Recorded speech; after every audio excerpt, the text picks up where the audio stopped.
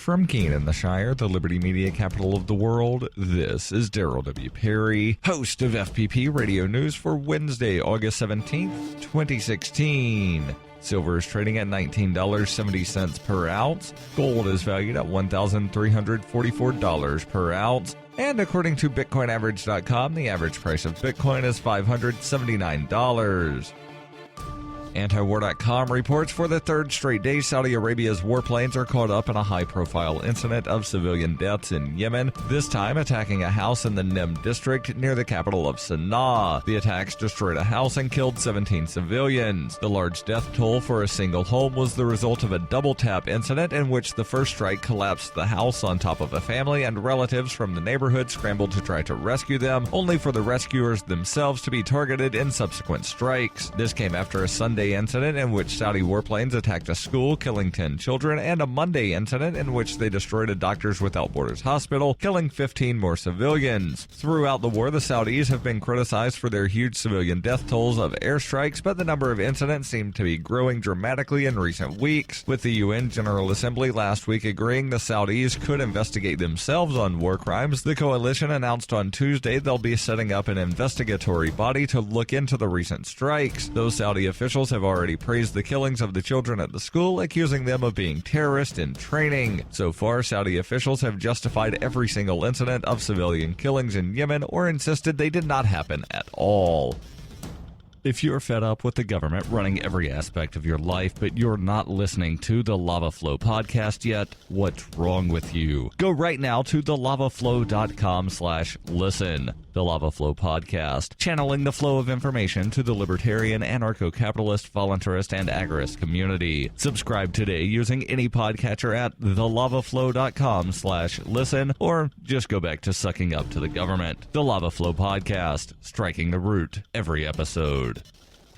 UPI reports a new blaze seared its way into the pockmarked Southern California landscape Tuesday, shuttering parts of two major freeways and forcing mandatory evacuations in an area that's already been extensively blackened by wildfire so far this year. The so-called Blue Cut fire was first reported around 11 a.m. local time Tuesday and grew quickly, consuming nearly 2,000 acres in about an hour's time near the Cajon Pass and San Bernardino National Forest. By late Tuesday, officials said the fire had grown to 5,500 acres. The fire burned just off Interstate 15 along a well-traveled stretch of highway between Los Angeles and Las Vegas and billowed thick, grayish-black smoke that could be seen for miles. Witness Nika Eckstein told UPI, "When we were driving into it, we were wondering if there was an explosion because it looked like a giant mushroom cloud." Containment was at 0% early Tuesday afternoon, according to fire officials, and the blaze is being aided by mild wind gusts and triple-digit temperatures. The fire's location is about 65 miles northeast of downtown Los Angeles. The San Bernardino County Fire Department issued mandatory evacuations for the West Cajon Valley from Highway 2 to Interstate 15. A nearby elementary school was also evacuated.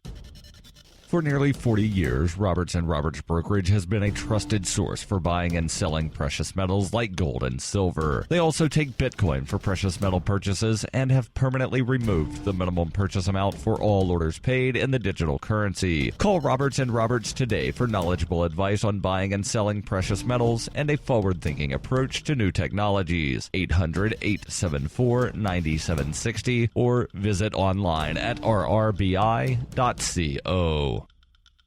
UPI reports the FBI on Tuesday turned over a number of documents to congressional investigators from its recent investigation into Hillary Clinton's controversial email use as Secretary of State. The Bureau concluded a lengthy investigation into the matter last month, at which time it stated criminal charges against the Democratic presidential candidate were not warranted. The Departments of Justice and State have been separately reviewing questions about whether Clinton used a private and unsecured email server to send or receive classified information between 2009 and 2013 when she was a top official in the Obama administration. Tuesday's release of the documents followed requests by House Republicans, particularly House Oversight and Reform Committee Chairman Jason Chaffetz, to review FBI materials that were used to conclude Clinton committed no criminal wrongdoing. A committee spokesperson on Tuesday said, "Staff is currently reviewing the FBI information that is classified secret. There are no further details at this time." Included in the documents were reportedly notes two agents took last month during a 3.5-hour interview with Clinton on the matter. This has been FPP Radio News, online at fppradio.com.